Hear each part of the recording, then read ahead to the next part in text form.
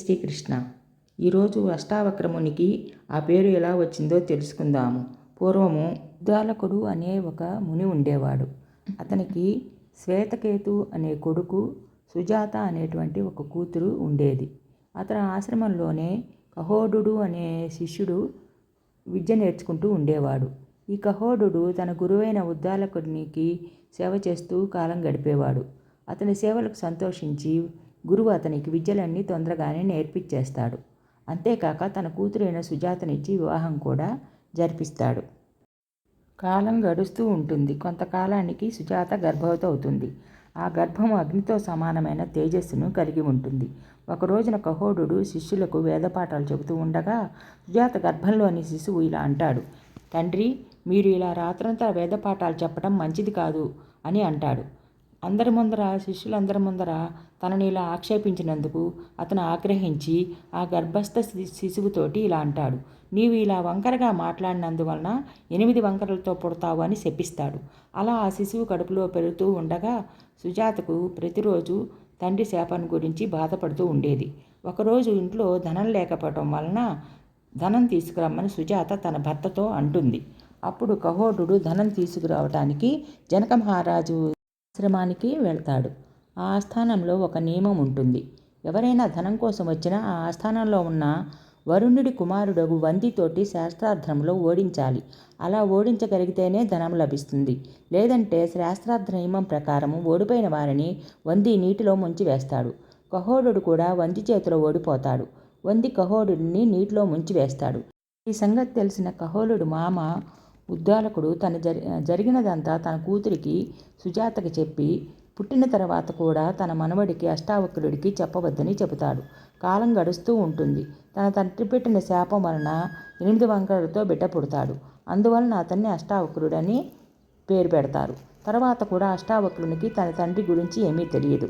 ఉద్దాలకుడే తన తండ్రిగా, శ్వేతకేతుడు తన అన్నగా భావించేవాడు. అష్టావక్రునికి 12వ సంవత్సరం వచ్చినప్పుడు ఒకరోజు అతడు తాత ఒడిలో కూర్చొని ఉండగా శ్వేతకేతు వచ్చి తండ్రి ఒడిలో ఉన్న అష్టావక్రుడిని లాగివేసి, ఇది నీ తండ్రి ఒడి ఏమీ కాదు, నువ్వు కూర్చోటానికి అని అంటాడు. శ్వేతకేతు మాటలకు అష్టావక్రుడి మనసు గాయపడి వెంటనే అతడు తన తల్లి దగ్గరికి వెళ్ళి, నా తండ్రి ఎక్కడా అని అడుగుతాడు. దానికి ఆమె కంగారు పడి జరిగినది చెప్పకపోతే ఇంకా ఏమి చేస్తాడో అని రహస్యం చెప్పి వేస్తుంది. ఈ రహస్యము విన్నటువంటి అష్టావక్రుడు ఎలాగైనా తన తండ్రిని చేరుకోవటానికి నిద్రిస్తున్న శ్వేతకేతు దగ్గరికి వచ్చి ఇలా అంటాడు: మన ఇద్దరము జనక మహారాజు చేస్తున్న యజ్ఞశాలకు వెళదాము. దాని గురించి అందరూ చాలా గొప్పగా చెప్పుకుంటున్నారు. అక్కడ గొప్ప గొప్ప బ్రాహ్మణులు శాస్త్రార్థాలు వినవచ్చునని కూడా అనుకుంటున్నారు అని చెప్పగా మామ అల్లుళ్ళు ఇద్దరు కలిసి జనకుని యజ్ఞం చేసే ప్రదేశానికి వెళ్తూ ఉంటారు. యజ్ఞశాలకి చేరుకునే లోపలికి వెళ్తూ ఉండగా అక్కడ ఉన్న ద్వారపాలకుడు ఇలా అంటాడు: అయ్యా, మీకు వందనాలు. మేము కేవలం రాజుగారి ఆజ్ఞను మాత్రమే పాటించేవాళ్ళము. మేము చెప్పేది వినండి. ఈ యజ్ఞశాలలోకి బాలురకు ప్రవేశము లేదు అని, కేవలము పెద్దలకు విద్వాంసులైన బ్రాహ్మణులకు మాత్రమే ప్రవేశం ఉన్నది అని అంటాడు. అప్పుడు అష్టావక్రుడు ద్వారపాలకుడితోటి, ద్వారపాలక, మనుష్యుడు వయసు చేత కానీ, జుట్టు పండిపోవటం వలన కానీ, ధనము చేత కానీ, అధిక సంతానం వలన కానీ పెద్దవాడు అనిపించుకోడు. వేదాలు చెప్పగలిగిన వాడే బ్రాహ్మణులో పెద్దవాడు. ఋషులు ఈ నియమమునే పాటిస్తారు. నేను ఈ రాజ్యసభలో వంతిని కలుసుకోవాలని అనుకుంటున్నాను. నీవు నా తరపున మహారాజుకు ఈ సూచన అందించు. మేము ఈరోజు విద్వాంసుల్లో శాస్త్రార్థ చర్చ చేయటం నువ్వు చూస్తావు. వాదం పెరిగిన తర్వాత వంది పరాజితుడవుతాడు అని చెబుతాడు. ద్వారపాలకుడు, సరే అయితే నేను ఏదో ఒక ఉపాయం ఆలోచించి మిమ్మల్ని సభలోకి ప్రవేశపెడతాను. కానీ మీరు అక్కడికి వెళ్ళిన తర్వాత విద్వాంసులకు ఉచితమైన పని చేసి చూపాలి అని చెప్పి అతను వారిని రాజు వద్దకు తీసుకువెళ్తాడు. అప్పుడు అష్టావక్రుడు జనక మహారాజుతో ఇలా అంటున్నాడు: మహారాజా, మీ జనక వంశంలో మీరు ప్రథముడు చక్రవర్తివి. నీ దగ్గర వంది అనే విద్వాంసుడు ఉన్నాడని విన్నాను. అతడు బ్రాహ్మణులను శాస్త్రార్థములో ఓడించి వారిని మీ మనుషులతో నీడల్లోకి తోసివేస్తున్నాడని విని ఇక్కడికి వచ్చాను. నేను అద్వైత బ్రహ్మ విషయంలో అతనితో శాస్త్ర చర్చ చెయ్యాలనుకుంటున్నాను. ఆ వంది ఎక్కడ? అతన్ని కలుసుకోవాలనుకుంటున్నాను అని అడుగుతాడు. అప్పుడు రాజు వంది యొక్క గొప్పతనాన్ని చాలామంది వేదవేత్తలైన బ్రాహ్మణులే చూసేశారు. అతని శక్తి తెలియక నీవు అతన్ని జయించాలని అనుకుంటున్నావు. ఇంతకుముందు ఎందరు బ్రాహ్మణులు రాలేదు, వారందరూ సూర్యుని ముందు తారల్లాగా తేజోహీనులైపోయారు. అప్పుడు అష్టావక్రుడు ఇలా అంటున్నాడు, మహారాజా, నా వంటి వాడు ఎదురుపడలేదు కాబట్టి అతను సింహంలాగా నిర్భయంగా కబుర్లు చెప్తున్నాడు. కానీ ఈరోజు నా చేతిలో ఓడిపోయి దారి మధ్యలో విరిగిపోయిన రథం ఎక్కడికక్కడే కుప్పకూలినట్లుగా అతను మూగవాడైపోతాడు. అప్పుడు మహారాజు అష్టావక్రుడిని పరీక్షిద్దామని ఇలా అంటున్నాడు, 30 అవయవాలు, 12 భాగాలు, 24 పర్వాలు, 360 ఆకులు గల పదార్థాన్ని తెలుసుకున్నవాడే నిజమైన విద్వాంసుడు అవుతాడని చెప్పాడు.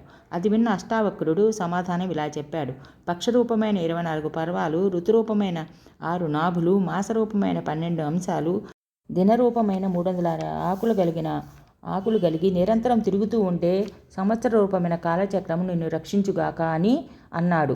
మహారాజు ఇది సరైన సమాధానమే అని మళ్ళీ ఇలా అడుగుతాడు, నిద్రపోతూ కూడా ఏది కళ్ళు మూయదు, పుట్టాకు కూడా చలనము లేనిదేనిది, దేనిలో హృదయం ఉండదు, వేగంతో వృద్ధి చెందేది ఏదని ప్రశ్నించాడు. అప్పుడు అష్టావక్రుడు ఇలా చెబుతున్నాడు, చేప నిద్రపోతూ కూడా కళ్ళు మూసుకోదు, గుడ్డు పుట్టాక కూడా చలించదు, రాయిలో హృదయం ఉండదు, నది వేగంలో వృద్ధి చెందుతుంది అని సమాధానం చెప్తాడు. అది విన్న మహారాజు, వీరు దేవతలలో సమానమైన ప్రభావం కలవారు, మీరు మనుష్య మాత్రులు కారు, వాదవివాదాల్లో మీకు సమానులు ఎవరు లేరు, కనుక మిమ్మల్ని మండప ద్వారం వద్దకు పంపుతున్నాను, అక్కడే వంది ఉన్నాడు అని చెప్పి వారిని అక్కడికి పంపుతాడు. అప్పుడు అష్టావక్రుడు వందిని చూసి, నీవు అతివాదిగా తలచి, ఓ వంది, నువ్వు ఓడిపోయిన వారిని నీళ్ళలో ముంచే నియమాన్ని పెట్టుకున్నావు, కానీ నా ఎదుట నీవు మాట్లాడను కూడా లేవు, నా ఎదుట నీ వాదశక్తి నష్టపోతుంది, నీవు నా ప్రశ్నలకు సమాధానం చెప్పు, నేను నీ ప్రశ్నలకు సమాధానం ఇస్తాను. ఇలా నిండు సభలో అష్టావక్రుడు క్రోధంతో గర్జించి వందిని రెచ్చగొడతాడు. అప్పుడు అష్టావక్రుల వంది మధ్య వాద ప్రతివాదములు ప్రారంభమవుతాయి. అనేక విషయాల్లో వాదన జరుగుతుంది. చివరకు వందిని బాలకుడు అష్టావక్రుడు ఓడిస్తాడు. గెలుపొందిన ఆ బాలకుని అభినందించి జనక మహారాజు మహాజ్ఞాని ఆజ్ఞాపించమని అర్థించగా అష్టావక్రుడు తన తండ్రిని విడిపించమని వందిని జలమజ్జితుని చేయమని ఆదేశిస్తాడు. ఇక్కడ ఒక రహస్యం ఉన్నది.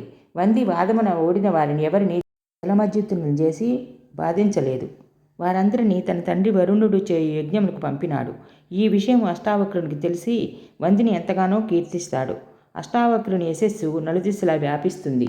తండ్రి అతని పితృభక్తికి ఎంతగానో సంతోషించి నది యందు స్నానం చేయించి తన కుమారుడు వంకరలు పోయినట్లు చేసి సుందరమైన రూపం వచ్చేటట్లు చేస్తాడు. తరువాత తల్లిదండ్రులకు సేవ చేస్తూ అష్టావక్రుడు తండ్రి చెప్పిన వేరొక మహాముని యొక్క కన్యను పరిణయమాడి సుఖజీవనం సాగిస్తాడు. ఇది అష్టావక్ర మహాముని కథ. జై శ్రీకృష్ణ.